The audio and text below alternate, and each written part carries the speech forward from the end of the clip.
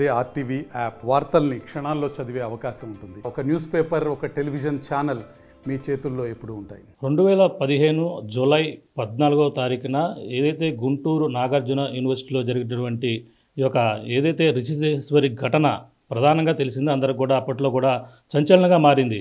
అక్కడ సీనియర్ విద్యార్థులకు ర్యాగింగ్ తట్టుకోలేక ఎవరైతే రిషితేశ్వరి ఉందో రిషితేశ్వరి అయితే ఆత్మహత్యకు పాల్పడినటువంటి పరిస్థితి ఉంది.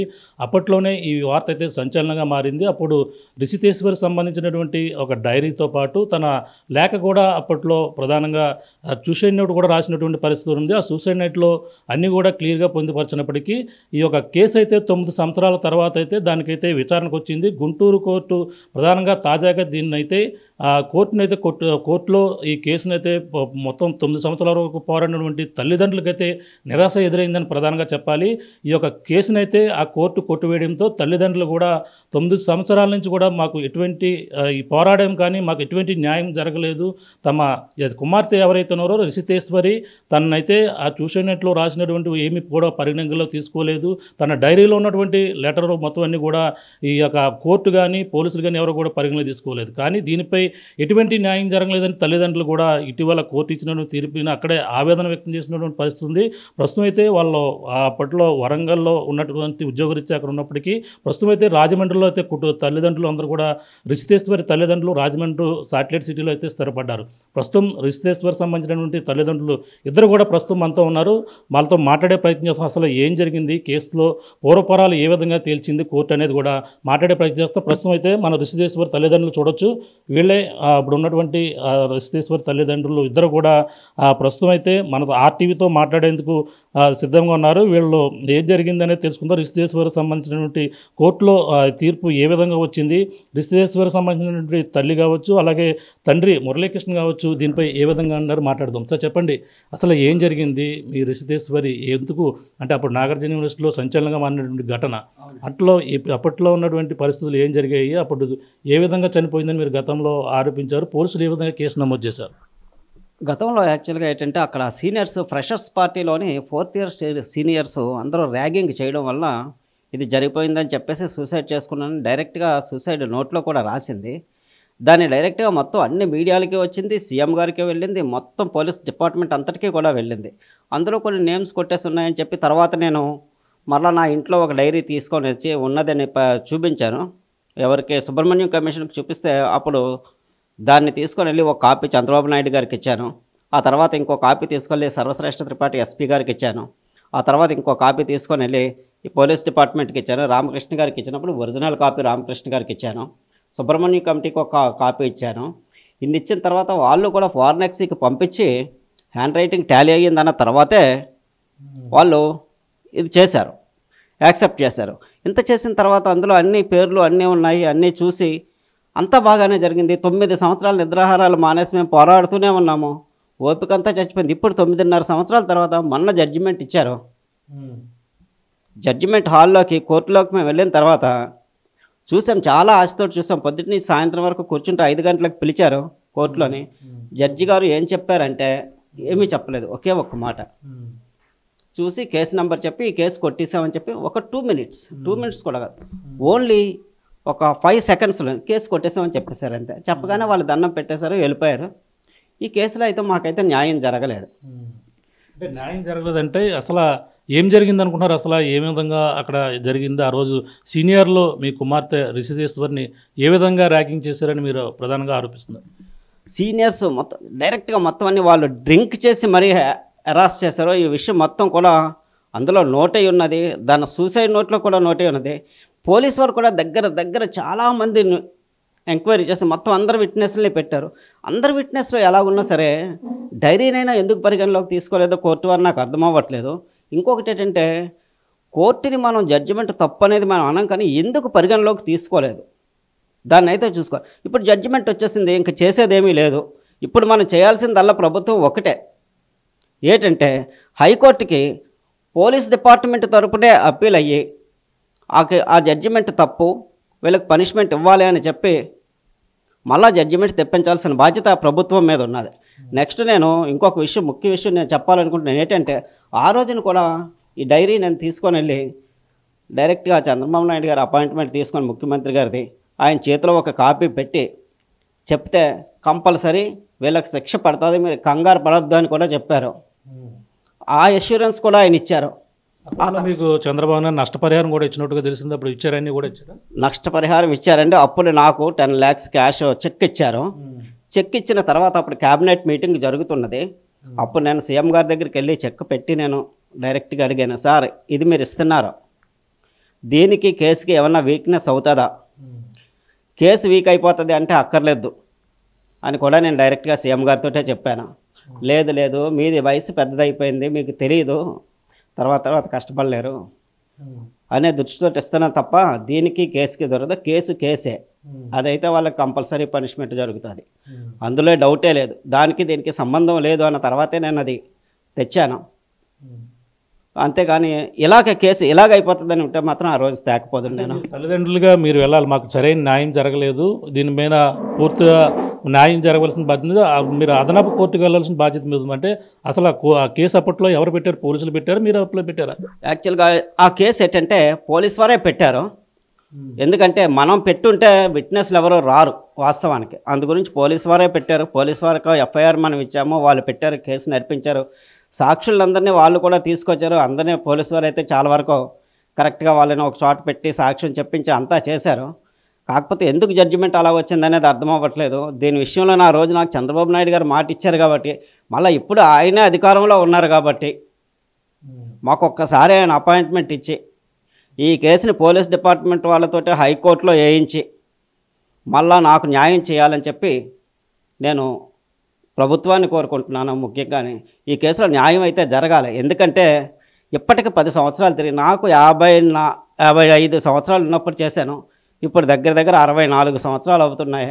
ఇంకా మళ్ళా నేను హైకోర్టుకి మళ్ళా కేసు వేసుకొని నేను ఇండివిజువల్గా కేసు వేసుకొని తిరిగే పరిస్థితి అయితే నాకు చాలా కష్టం. ఇప్పటికే నేను చాలా అలిసిపోయాను, ఆర్థికంగా చాలా నష్టపోయాను.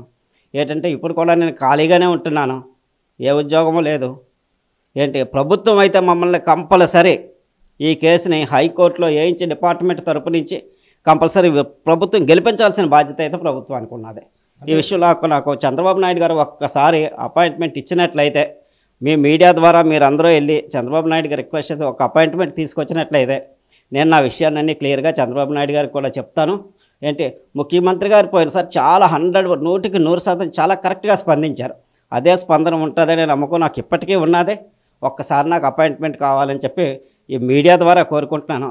ఈ కేసులోని ఇచ్చిన జడ్జిమెంట్లు అయితే నేనైతే 100% అన్సాటిస్ఫై, అందులో డౌట్. ఆ రోజు జరిగినటువంటి ఘటన ఏదైతే ఉందో, మీకు రిషితేశ్వరి ఆ రోజు మీ కుమార్తె ఫోన్ చేసి చెప్పడం కానీ ఇటువంటి ఘటనలు ఏమైనా జరిగాయి అప్పుడు ఆ రోజుల్లో? అంటే మీరు ఇంత బలంగా వాదిస్తున్నారు కాబట్టి, ఆ సీనియర్లో ర్యాగింగ్లో చనిపోయింది అంటున్నారు కాబట్టి, ఫోన్లో మాట్లాడడం కానీ అప్పట్లో ఏమన్నా మీతో చెప్పడం కానీ ఏమైనా చేసిందండి? అప్పుడు చెప్పింది సార్, కాకపోతే ఇలా జరుగుతున్నదని చెప్పలేదు, ఇబ్బంది అవుతున్నదని చెప్పింది. కానీ ఈ రకంగా నాకు సూసైడ్ చేసుకుంటాను, నాకు ఆ విషయాన్ని ముందే తెలిసి ఉన్నట్లయితే నేను కాలేజ్ మానిపించి ఇంటికి తీసుకెళ్ళిపోదును.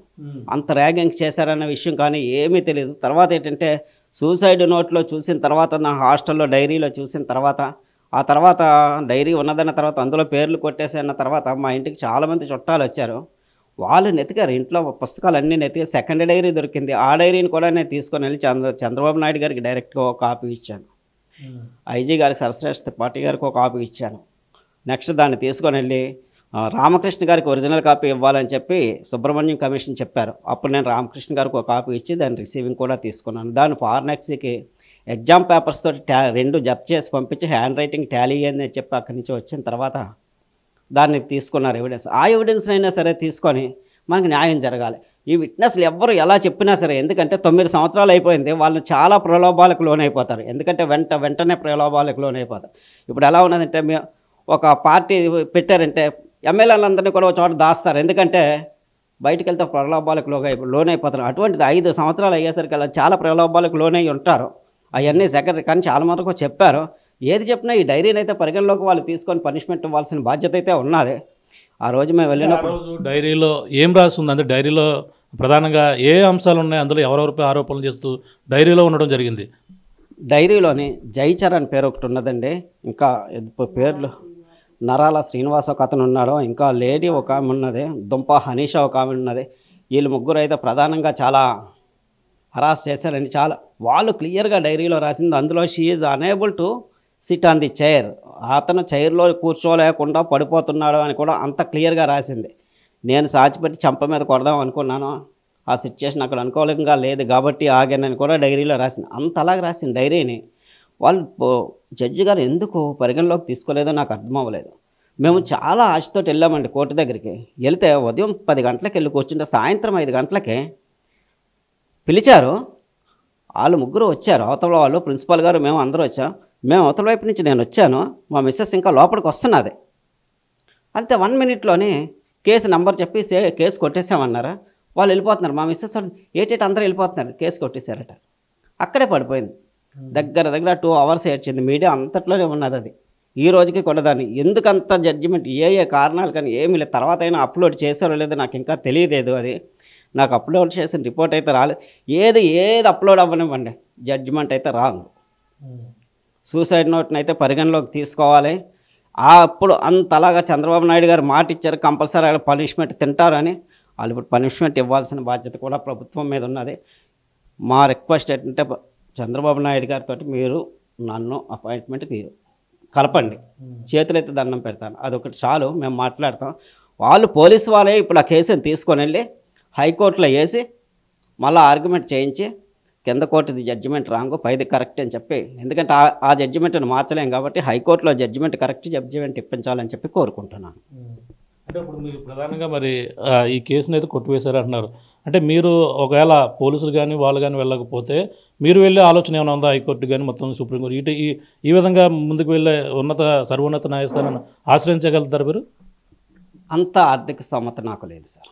ప్రభుత్వమే ఇంతకుముందు కూడా ప్రభుత్వమే వెళ్ళింది, ఇప్పుడు కూడా ప్రభుత్వమే వెళ్ళాలి. ప్రభుత్వ కనీస బాధ్యత అది. ఏంటి ఓ పేదవాడికి అలాగ చేయలేను, మీరు ఇండివిజువల్గా వెళ్ళండి అని చెప్పారంటే ఈ రోజున దాని మీద లాయర్లు నేను కానీ వాళ్ళందరినీ మనం అవతల వాళ్ళు పెంచి పోషించినంతగా మనం పెంచి పోషించలేం. లాయర్లు ఆర్గ్యుమెంట్ దేని మీద ఆధారపడుతుందంటే లాయర్లకు ఇచ్చే పారితోషికం మీద ఆధారపడి ఉంటుంది. నేను కోర్టుకి వెళ్ళాను అనుకోండి, అవతల వాళ్ళు ఇచ్చినంత పారితోషికాన్ని నేను ఇవ్వలేను కాబట్టి నా వైపు నుంచి లాయర్లు అంత పర్ఫెక్ట్గా వాదించలేరు. అంత ఆర్థిక స్తోమత నాకు లేదు కూడా. ఇప్పుడు మీరు రిటైర్ అయిపోయారు, ఇప్పుడు మీరు మొత్తం 2 సంవత్సరాల పైన అయిపోయింది సార్. చాలా అసలు ఏమీ లేవు, పెన్షన్స్ కానీ అటువంటి ఏమి గవర్నమెంట్ నుంచి. కంపెనీ యాక్చువల్గా ఏంటంటే నేను చేస్తున్నటువంటి కంపెనీ పేరు అది కాదు, కానీ కొంతవరకు సింక్ అయిపోయింది కంపెనీ. ఆ కంపెనీ సింక్ అయిపోవడం వల్ల వాళ్ళ దగ్గర నుంచి కూడా మన దగ్గరికి బెనిఫిట్స్ అవి ఏమీ పెద్దగా లేవు. ఇప్పుడు ఉన్న వాళ్ళు కూడా అందరూ మానేశారు. కంపెనీ దాని మీద ఏమీ వ్యవస్థ కనిపించట్లేదు. దానివల్ల అయితే ఆల్రెడీ నేను రిటైర్ అయిపోయి 2 సంవత్సరాలు అయిపోయింది. నా ఆర్థిక పరిస్థితి కూడా క్షీణించిపోతున్నది. నేను అంత పెద్దగా లాయర్ని పెట్టి పోషించినప్పటికీ కూడా, ఆర్గ్యుమెంట్ చేయించినప్పటికీ కూడా లాయర్కి ఇచ్చే రెన్యూమరేషన్ అవతల వాళ్ళు ఇచ్చినంత నేను ఇవ్వలేను కాబట్టి ఆ కేసు నా వైపు నుంచి నేను పోషిస్తే మాత్రం అది మళ్ళీ వేస్ట్, బూడిదలు పోసిన పన్నీరు అవుతుంది. ప్రభుత్వమే దీని మీద పట్టించుకొని ఓ మంచి లాయర్ని పెట్టి గవర్నమెంట్ తరపు నుంచి వాదించి కేసుకి న్యాయం చేయించాలని కోరుకుంటున్నాను.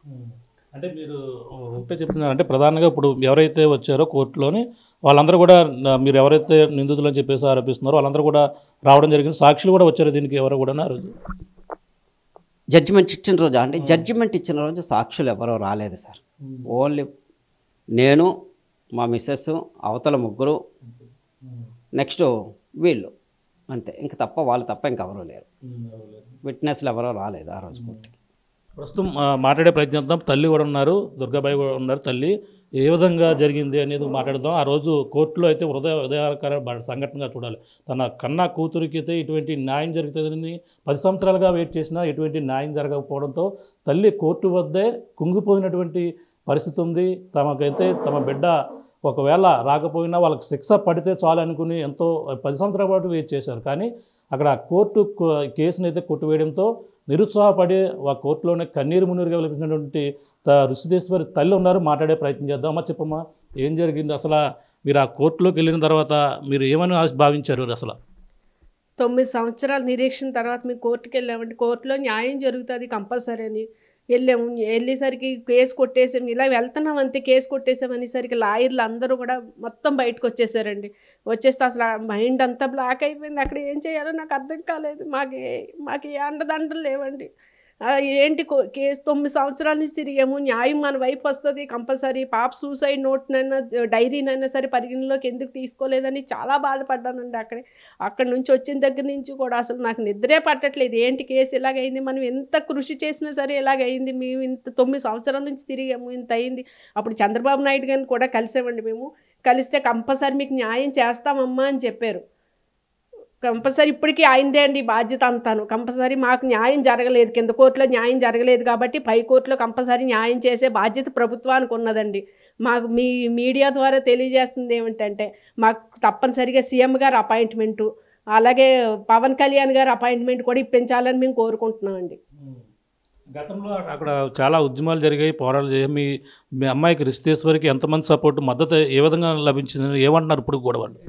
స్టేట్ మొత్తం ఏపీ తెలంగాణ అంతా కూడా ఎక్కడ చూసినా సరే రిజిస్ట్రేశ్వరి అని ఇరు రాష్ట్రాలు కూడా చాలా పోరాడారండి. 3-4 నెలలు ఎక్కడ చూసినా రిజిస్ట్రేశ్వరి అని.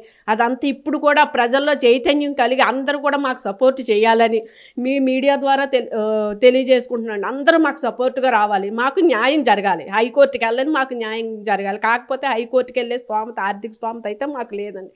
మేము కూలి పని చేసుకునే వాళ్ళు, మాకైతే ఆర్థిక స్తోమత అసలు లేదు. దీన్ని ప్రభుత్వం కంపల్సరీ తీసుకోవాలి, కేసుని తీసుకొని మాకు ఎలాగైనా న్యాయం కావాలి, మాకు న్యాయం చేయాలి. అంటే అప్పుడు ఆ జరిగిన సంఘటన ఏదైతే ఉందో ఆ రోజు రిషితేశ్వరి ప్రధానంగా అప్పుడు మీతో మాట్లాడడం కానీ ఇవన్నీ కూడా ఏమైనా చేసింది అప్పుడు ఆ రోజు? అప్పుడు ముందు రోజు ఫోన్ చేసిందండి, మాట్లాడింది. ఇలాగా చాలా జాగ్రత్తగా ఉండాలమ్మా, అలాగా ఇలాగ, అందుకని రోజు మాట్లాడేదే కదా అలా అనుకున్నాం. కానీ ఆ రోజు ఇలా చేసుకుంటుందండి అసలు మాకు తెలియదు. మా అమ్మ అలా చేసుకుని ఇలాగైతే ముందు రోజే తీసుకొచ్చేవాళ్ళమండి. మేము ఆదివారం వెళ్ళాము తను చూడటానికి, కూరది వండి పట్టుకెళ్ళాం హాస్టల్కి, అన్నీ తిన్నది, బాగా మాట్లాడింది, బాగున్నది. ఒకేసారి సడన్గా మంగళవారం బాగోలేదు, హాస్పిటల్లో జాయిన్ చేశారని మాకు ఫోన్ వచ్చిందని. చనిపోయిందని కూడా ఎవరూ చెప్పలేదు హాస్టల్ వాళ్ళు, ఎవరు ఫోన్ చేయలేదు. తర్వాత ఎవరు సగం దూరంలోకి వెళ్ళాక ఒక అబ్బాయి ఇలాగ హ్యాంగింగ్ చేసుకున్నదని చెప్పగానే నా ప్రాణాల పైన అక్కడే పోయినాయండి. నేను చెప్పేది ఏముందండి, ఇక అసలు చెప్పేది ఏమీ లేదు. అసలు ఏం మాట్లాడాలో కూడా తెలియట్లేదండి. పిల్లను పోగొట్టుకున్నాం, కనీసం న్యాయం జరుగుతుందని ఇన్ని సంవత్సరాలు చూసామండి, కానీ ఇప్పుడు కూడా మాకు న్యాయం జరగలేదు. మరి ఇప్పుడు ఏం చేయాలి ఏంటి కూడా మాకు అసలు అర్థం కావట్లేదండి. మాకైతే హైకోర్టుకి వెళ్ళే స్తోమత అయితే లేదండి. కంపల్సరీ దీని మీద ప్రభుత్వం చర్య తీసుకొని హైకోర్టులో వేసి, పోలీసు వాళ్ళ ద్వారా హైకోర్టులో వేసి మాకు న్యాయం జరగాలని, సీఎం గారు అపాయింట్మెంట్ కావాలని కోరుకుంటున్నాను. అంటే డైరీలో మొత్తం రాశారు, అందులో వివరంగా రాశారని చెప్పేసి అన్నారు. డైరీలో మొత్తం మీ అమ్మాయి హ్యాండ్ రైటింగ్తో మొత్తం అన్ని కూడా క్లియర్గా చూసారు. అందులో డైరీలో ఏమేమి రాసినట్టు ఉందని కూడా చదివారా మీరు? అన్నీ చదివామండి. అమ్మ నాన్న జాగ్రత్త, నా నవ్వు అంతా ఇక్కడికి వచ్చిన తర్వాత మటుమాయం అయిపోయింది అమ్మ, ఇక్కడ నవ్వడమే మర్చిపోయాను, కాలేజీకి వచ్చిన తర్వాత ఇక్కడ పరిస్థితులు అలాగున్నాయి. ప్రతి విషయం నాన్నతో చెప్పుకునేదాన్ని, నేను నాన్నతో చెప్పుకోలేకపోయాను. ఏ విషయం ఇక్కడికి వచ్చిన తర్వాత కొన్ని విషయాలు అన్నీ దాయాల్సి వస్తుంది, మీరు ఎక్కడ బాధపడతారోనని. నా ఆర్గాన్స్ బాగుంటే కనుక డొనేట్ చేయండి, ఎవరికో డబ్బులు ఇవ్వండి, ఒక బుక్ ఎవరికో కొన్ని ఇవ్వాలి డాడీ, వాళ్ళకి బుక్ ఇవ్వండి అని చెప్పి అది కూడా రాసిందండి దాంట్లో తను. అంత అలాంటి అమ్మాయిని పోగొట్టుకున్నామండి మేము. మాకు దిక్కు లేకుండా అయిపోయిందండి. ఈరోజు ఏ అండదండలు లేకుండా అయిపోయినాయి అండి. మరి ఆ రోజు కోర్టులో మీరు లాయర్, మీ తరపున లాయర్ కానీ వీళ్ళందరూ కూడా మరి దీనిపై ఏమన్నారు? అంటే వెళ్దామా లేదంటే పై స్థాయికి వెళ్దాం, పైన ఇంకా పోరాడదాం, ఇటువంటి ఏమన్నా ధైర్యం చెప్పారా? మరి వాళ్ళు ఏమనలేదండి, అది మీరు ఏమంటారో ఆలోచించుకోండి, అదే వెళ్దామమ్మా హైకోర్టుకి వెళ్దాము అని చెప్పి మా తరపు లాయర్ చెప్పారంటే, మా దగ్గర అయితే ఆర్థిక స్తోమత అయితే ఏమీ లేదని చెప్పి వచ్చామండి. ఆలోచించి చెప్తాం, మరి ఇలా సీఎం గారిని కలుస్తాము, పవన్ కళ్యాణ్ గారిని కలుస్తున్న తర్వాత వాళ్ళు ఏం చెప్తారో చూసి దాన్ని బట్టి ప్రొసీడ్ అవుదామని చెప్పామండి. ఇంకా వాళ్ళ ఫ్రెండ్స్ కానీ, మీరు రిషితేశ్వరి సంబంధించి మీ అమ్మాయి ఫ్రెండ్స్ కానీ వాళ్ళందరూ కూడా ఏమంటున్నారు మరి జనరల్గా? ఎవరూ ఏమనట్లేదండి. నిన్న ఎస్ఎఫ్ఐ మాత్రం గుంటూరు జిల్లాలో బాగా ఆందోళన చేశారు. వాళ్ళు రిషితేశ్వరికి న్యాయం జరగలేదు, రిషితేశ్వరికి చాలా అన్యాయం జరిగింది, రిషితేశ్వరికి న్యాయం జరిగితేనే తన ఆత్మకి శాంతి కలుగుతుంది అని చెప్పి నిన్న ఫొటోస్ అవి పెట్టి, బ్యానర్ అవి పెట్టి వాళ్ళు చేశారండి నిన్న ఎస్ఎఫ్ఐ వాళ్ళు. వేరే కోర్టుకు వెళ్ళరంటారు? మాకు వెళ్ళే స్తోమత లేదు సార్. మాకు చెప్తున్నాం కదండి క్లియర్గా, లాయర్లకి ఇచ్చే ఫీజులని అయ్యని ఇవన్నీ ఉంటాయి కదా, అవన్నీ చేసుకోవడం మా వల్ల కాదు సార్. మేము ఇక్కడ ఉంటామండి, గుంటూరుకు రమ్మంటారు, మాటికి గుంటూరుకు రండి, అక్కడికి రండి, ఇక్కడికి రండి అంటారు. అక్కడికి వెళ్ళి అన్నీ ఇక్కడ నుంచి డబ్బులు ఖర్చు పెట్టుకొని వెళ్ళే పరిస్థితి అయితే మాకు లేదు సార్ అసలు. న్యాయం చేయాలని కోరుకుంటున్నామండి. ఎందుకు ఏం జరిగిందంటారు? అంటే పొలిటికల్ ప్రెషర్ ఏమైనా ఉండి ఏదన్నా కేసులో ఈ ఆధారాలన్నీ కూడా పోయి అనుకుంటున్నారా? ఎందుకు అంటే మీరు ఇప్పటివరకు కూడా న్యాయం జరుగుతుంది, మీ అమ్మాయి లేదు, లేకపోతే వాళ్ళకన్నా శిక్ష పడుతుందని భావించారు. మరి ఇప్పుడు ఏం జరిగింది అనుకుంటారు? అంటే పొలిటికల్ రాజకీయ నాయకులు ఏమన్నా మార్పు జరిగిందంటారు? అసలు అది ఏం జరిగిందో అర్థం కావట్లేదు సార్. అసలు చాలా మిస్టరీగా ఉన్నదండి. ఇన్ని సాక్ష్యాలు ఉన్నాయి, ఇంత కేసు ఇంత పగడ్బందీగా ఉంది. 170 మందిని అందరు విచారించారు. 170 మంది పిల్లల్ని, హాస్టల్ వార్డెన్స్ని మొత్తం అందరిని విచారించారు. యూనివర్సిటీలో వాళ్ళందరినీ తీసుకొచ్చారు పోలీసులు. మరి అసలు ఇన్ని సాక్ష్యాలు ఉన్న ఈ కేసుని ఎలా చేశారు సార్ అసలను? మరి సామాన్యుల్ని ఇంకెవరన్నా పట్టించుకుంటారండి అసలను? అసలు తీర్పు అయితే ఎలాగ వస్తుందని నేను కల్లో కూడా అనుకోలేదండి. ఎంత అయినా సరే మనకి పాజిటివ్గా వస్తుంది, మనకు వస్తుంది తీర్పు, ఖచ్చితంగా శిక్ష పడుతుంది. తప్పు చేసిన కఠినంగా శిక్ష పడినప్పుడే వేరే వాళ్ళు తప్పు చేయకుండా ఉంటారండి ఎవరైనా. వాళ్ళు ఎవరెవరు ఉన్నారు మెయిన్ అందులో ప్రధానంగా? ఇప్పుడు నిందితులు ఎవరైతే ఉన్నారో వాళ్ళందరూ ఇప్పుడు ఏ పొజిషన్లో ఉన్నారు? వాళ్ళు ఎవరెవరు ఉన్నారు ఇప్పుడు ప్రజెంట్? ఇప్పుడు దుంప హనీషా ఉన్నదండి, నరాల శ్రీనివాస్ ఉన్నాడు, ఇంకొక అబ్బాయి ఏమో జయచరణ్, ఆ ముగ్గురు ఉన్నారండి. ప్రధానంగా వాళ్ళ ముగ్గురండి. వాళ్ళ ముగ్గురిని శిక్షిస్తే మా పాప ఆత్మకు శాంతి చేకూరుతుందండి. మళ్ళీ హైకోర్టుకి వెళ్ళాలి, మేము కేసు నెగ్గాలి ఖచ్చితంగా. ఒకవేళ గతంలో ఇప్పుడు వరకు కేసు మీరు దాన్ని ఫేస్ చేసుకుంటూ వచ్చారు, దానిపై పోరాటం చేసుకొచ్చారు, వాళ్ళ నుండి మీకు ఎటువంటి బెదిరింపులు కానీ ఇటువంటి ఏమైనా జరిగాయి గతంలో ఏమన్నా ఇప్పుడు ఇన్ని సంవత్సరాల వ్యవధిలో? అలాగే ఏం చేయలేదు సార్. అలాగే మమ్మల్ని వాళ్ళు ఏం చేయలేదు సార్, కలవలేదు. ఎప్పుడో ఒకసారి 2 సార్లు కలవాలి అనుకున్నారు కానీ మేమైతే అసలు కలవమని చెప్పామండి. ఎప్పుడో ఒకసారి ఫస్ట్లో అడిగారంట కలవాలని, మేమైతే అసలు ఎవరిని కలవమని చెప్పామండి. కలవలేదు కూడా మేము అసలు కలవలేదండి ఎవరిని. ఏమంటారు ఇప్పుడు దీనిపై? ఇప్పుడైతే కోర్టు అయితే కొట్టివేసిన పరిస్థితి ఉంది, మీరేమో వెళ్ళాలని అంటున్నారు. ప్రధానంగా ఇప్పుడు ఫైనల్గా మీరు ఏం కోరుకుంటున్నారు? ఇప్పుడు సీఎం గారు అపాయింట్మెంట్ కోరుకుంటున్నానండి. మెయిన్ పవన్ కళ్యాణ్ గారికి అపాయింట్మెంట్ కూడా నాకు కావాలి. నా బాధ అంతా వాళ్ళిద్దరితోటి చెప్పుకోవాలండి. చెప్పుకొని హైకోర్టులో కేసు వేయమని కోరుతానండి నేను వాళ్ళని. ఖచ్చితంగా నేను కోరుకునేది అదే ఉంది సార్, ఇంకేమీ లేదు. నాకేముంది సార్? ఏమీ లేదు. ఇంకా పాప ఉంటే ఆధారం ఉండేదండి, పాప లేదు. ఇప్పుడు మేము కష్టపడితేనే తినగలం, లేదంటే ఫస్ట్. ఇంకంతే నేను చెప్పగలిగేది, ఇంకేం లేదు సార్. అదొకటి చెప్పండి. ఇప్పుడు మీ ఆమె అయితే ఎలా అంటున్నారు? ఫైనల్గా పవన్ కళ్యాణ్ గారిని కానీ సీఎం చంద్రబాబు నాయుడు కలవాలంటున్నారు. ఫైనల్గా మీరు ఏమంటారు? సరే, వాస్తవం చెప్పాలంటే మేము మొదటి నుంచి సీఎం గారికి ఆయన ఇంటర్వ్యూ చేసినప్పుడు కూడా అడిగినప్పుడు కూడా మీకు ఏం కావాలంటే వ్యవస్థ మారాలి సార్. మా పాప ఎంత ఇబ్బంది పడింది, ఏ స్కూల్కి వెళ్ళినా సరే పిల్లల్లోనే మా పాప నవ్వులు కనిపించాలని కోరుకుంటాను నేను. అది చేస్తానన్నారు. అప్పుడు చంద్రబాబు నాయుడు గారు అన్నీ చేశారు. ఏంటి బయోమెట్రిక్ అది ఇది అంతా పెట్టి వ్యవస్థను అంతా సెట్ చేశారు. ఓకే, కానీ ఇప్పుడు జడ్జిమెంట్ ఎలా వస్తే దీని కారణం ఇది దీని గురించి నేను ఆలోచించేది ఏంటంటే ఇది మార్గదర్శకం అండి. ఇప్పుడు జడ్జిమెంటు యువతకు మార్గదర్శకం. ఏంటి, మీరు ఎన్ని గొడవలన్నా చేసుకోండి, ఎన్ని రేపులన్నా చేసుకోండి, కేసులు కొట్టేస్తారో అని ఈ జడ్జిమెంట్ యువతకు మార్గదర్శకంగా నిలుస్తున్నది. అంతేకాని తప్పు చేస్తే పనిష్మెంట్ తింటాదే, వ్యవస్థని బాగు చేయాలి అని నేను అనుకున్నాను. నేను చెప్పాను చూసారా సీఎం గారికి, అది మాత్రం ఇందులో నెరవేరదు. ఎందుకంటే ఈ జడ్జిమెంట్ ఇప్పుడున్నటువంటి స్కూల్ యూనియన్స్ కానీ స్టూడెంట్స్ కానీ ఎవరు చూసినా ఒరే ఏమి చేసినా ఏముండదో, కేసు కొట్టేస్తారో అని వ్యవస్థను పాడు చేసేటటువంటి జడ్జిమెంట్గా తయారైపోయింది. అలా కాకుండా ఉండాలంటే మీరు ఏం కోరుకుంటున్నారు? అలా కాకుండా ఉండాలంటే ఇది హైకోర్టులో మళ్ళీ కేసు పడాలి, వాళ్ళ ముగ్గురికి పిల్లల ముగ్గురికి పనిష్మెంట్లు తినాలి, ఏంటి వాళ్ళకి కంపల్సరీ ఉండాలి. జడ్జిమెంట్ మళ్ళీ మార్పు చెందాలి. అప్పుడు ఏమవుద్దంటే మన పాప లేకపోయినా మనకు న్యాయం జరిగినట్టు ఉంటుంది, ఫస్ట్ పాయింట్. రెండోది యువతకి కూడా మార్గదర్శకంగా ఉంటుంది. అది ఏంటంటే కాలేజీలో పిల్లల్ని ఏడిపించినా, రోడ్డు మీద పిల్లల్ని ఏడిపించినా, ఎక్కడ ఏది జరిగినా పనిష్మెంట్ ఉంటుంది. దీనివల్ల మనం ఫ్యూచర్ పాడైపోతుంది. కాబట్టి జాగ్రత్తగా ఉండాలని వ్యవస్థ మారుతుంది. ఇప్పుడు చూడండి తెలంగాణలో ఒక చోట చేయాలని ఇప్పుడు చంద్రబాబుని పవన్ కళ్యాణ్ కోరుతున్నానండి. నాకు మాత్రం దయచేసి మీకు చేతులెత్తి దండం పెడతాను, మీడియా అంతా నాకు ఎలాగోలా సపోర్ట్ చేసి వాళ్ళ అపాయింట్మెంట్ ఇప్పించండి చాలు. చూస్తున్నాం ఇది పరిస్థితి. ఏదైతే 2015లో జూలై 14 జరిగినటువంటి ఘటన ఏదైతే ఉందో, నాగార్జున యూనివర్సిటీ, గుంటూరు నాగార్జున యూనివర్సిటీలో జరిగినటువంటి ఈ యొక్క రిషితేశ్వరి ఘటన అయితే అప్పట్లో సంచలనంగా మారినప్పటికీ దాని కేసు ఇటీవల తీర్పు వచ్చిన నేపథ్యంలోనే దీనిపై ఎటువంటి న్యాయం జరగలేదు, ఆ కోర్టును అయితే కొట్టివేసినటువంటి పరిస్థితి ఉంది. అక్కడే తల్లిదండ్రులు ఎవరైతే ఉన్నారో ఇప్పుడు రాజశేఖర్ గారు కావచ్చు, అలాగే ప్రధానంగా దుర్గాబాయి కావచ్చు, వీళ్ళందరూ కూడా ఒకటే ఆవేదన అయితే వ్యక్తం చేస్తున్నారు. ఇన్నాళ్ళ బట్టి మేము ఇన్నాళ్ళు 9.5 సంవత్సరాలు అయితే వెయిట్ చేసాం తీర్పు కోసం, కానీ ఇన్నాళ్ళు కష్టపడి ఈ విధమైనటువంటి తీర్పు ఇవ్వడం చాలా దురదృష్టకరమని, చాలా బాధగా ఉందని చెప్పేసి ఆవేదన అయితే వ్యక్తం చేస్తున్నారు.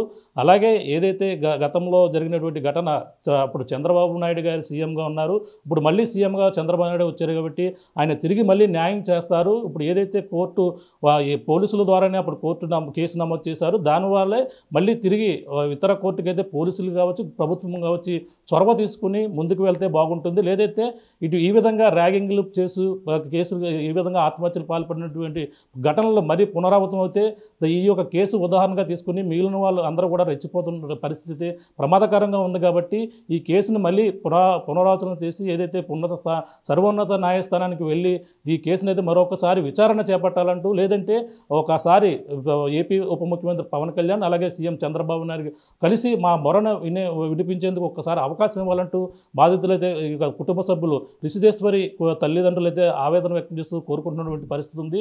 ఏదేమైనా ఈ కేసులో అయితే ఎటువంటి న్యాయం జరగలేదు.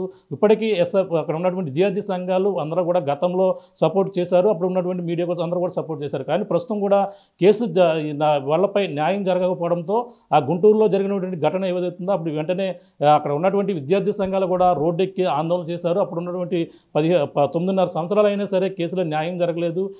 విద్యార్థుల ఏదైతే సీనియర్లో ర్యాగింగ్ వల్లే రిషితేశ్వరి చనిపోయిందని అందులో ఉన్నటువంటి డైరీలో కావచ్చు, తన ఇచ్చినటువంటి లేఖ కావచ్చు, మొత్తం అన్నీ కూడా తన రైటింగ్తోనూ రాసిన దాన్ని ఎటువంటి పరిగణనలోకి తీసుకోకుండా కోర్టు తీర్పు ఇవ్వడంపై కూడా వీళ్ళందరూ కూడా ఆవేదన వ్యక్తం చేస్తున్నటువంటి పరిస్థితి ప్రధానంగా ఉంది. ఏదేమైనా దీనిపై మరొకసారి కేసునైతే మళ్ళీ కేసుని దీనిపై మరింత లోతుగా దర్యాప్తు చేయవలసినటువంటి బాధ్యత ప్రభుత్వం ఉంది. కాబట్టి లేదంటే దీన్నే ఆసరాగా తీసుకుని ఈ ఏపీలో ఉన్నటువంటి యువత అంతా కూడా మొత్తం అంతా కూడా వాళ్ళంతా కూడా రెచ్చిపోయి ఈ విధంగా వ్యవహరించే పరిస్థితి ఉందని చెప్పేసి వీళ్ళందరూ కూడా ఆవేదన వ్యక్తం చేస్తారు. ఒకటే కోరుతున్నారు, ఇప్పుడు ఉన్నటువంటి సీఎం చంద్రబాబు అలాగే ఏపీ ముఖ్యమంత్రి పవన్ కళ్యాణ్ ఇద్దరు కూడా కలిసి మాకు న్యాయం జరిగేలాగా మళ్ళీ ఈ కేసుని మరొక కోర్టుకి వెళ్ళి తీర్చేలాగా మేము వెళ్ళి తిరిగేంత ఓపిక మాకు లేదు, మాకు ఆర్థిక స్తోమత కూడా లేదు.